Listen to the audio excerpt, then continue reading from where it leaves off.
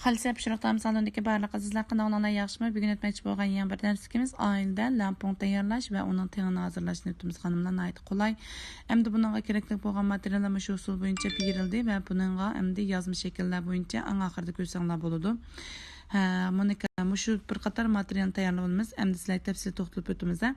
Avval Monika bir stakan yoki bir piyola bu yana purchaqniki yana lampon unini ishlatamiz. Xonimlar uni tekin qasi yana kraxmalli bo'lib hisoblanadi. Bu bir stakan suvni quyib turib, ma'qul shakl bo'yicha aralashtirib, buni bir chatga qo'ygandan keyin ondan bu qazimizga normal issiq holatdagi suvni quyib, buni to'xtamay suvda xonimlar qaynatamiz. Qaynatgan sirmil ma'qul shakl bo'yicha quyuqroq holat keldi xonimlar. Buningga bir xil farqroq holat keldi.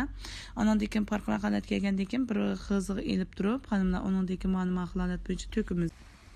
Buni to'kib, xonimlar undan keyin qaysi maqlalat bo'yicha to'g'natqandan salqin bo'limida 4 soat atrofida yoki bo'lmasa hozirgi gradusni aytdi, yana bir xil salqin emas, mana shuningni qo'yib turib uysanglar bo'ldi. Uygandan keyin maqlalat bo'yicha bo'ldi. Endi buni ma'qul shakl bo'yicha o'ttirdi ishga qilib turib kesimiz. Endi buni shu usul bo'yicha o'ttirdi ishga qilib turib kessanglar bo'ldi. Undan keyin maqlalat bo'yicha kesib bo'lgandan keyin xonimlar buni hamda chiroyli qilib xonimlar taxsiga olamiz. Shunday yumshoq yumranalat chiqibdi. Endi buni piyozni maqlalat bo'yicha ustiga zinatlash uchun to'g'ri olamiz. Undan keyin samsa xonimlar buni tengi. Ham samsimizni maqlalat bo'yicha to'g'ri oldik. To'g'rab bo'lgandan keyin ondan ma'vo yana qo'rib ilingan xasing meg'izi. Xasing meg'izini ma'qul shakl bo'yicha ushoq talqon qilamiz. Undan keyin bir shakar xonimlar. Ondan ozroq miqdorda tuz, anjijin, ondan keyin shangchu, ya'ni shangchu jangyu xonimlar. Buni quyib baysu oqachiq suv qo'yamiz xonimlar. Endi normal ochiq suv qo'ysanglar bo'ldi. Ondan keyin lozimiyni qo'yamiz qaranglar. Mana lozimiyni qo'yib oldik.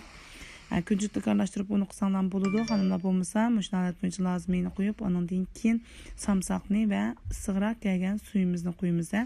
Endi buni ma'qul shakl bo'yicha yaxshi holatda aralashtirib, xonimlar buni ondan kesib olgan lampamizning ustiga to'kamiz. To'kib bo'lgandan keyin ondan ezib olgan xasang meg'izini solamiz va xasang meg'izini sepib ma'qul shakl bo'yicha qilamiz. Undan keyin osh ko'klarini ustiga sepamiz.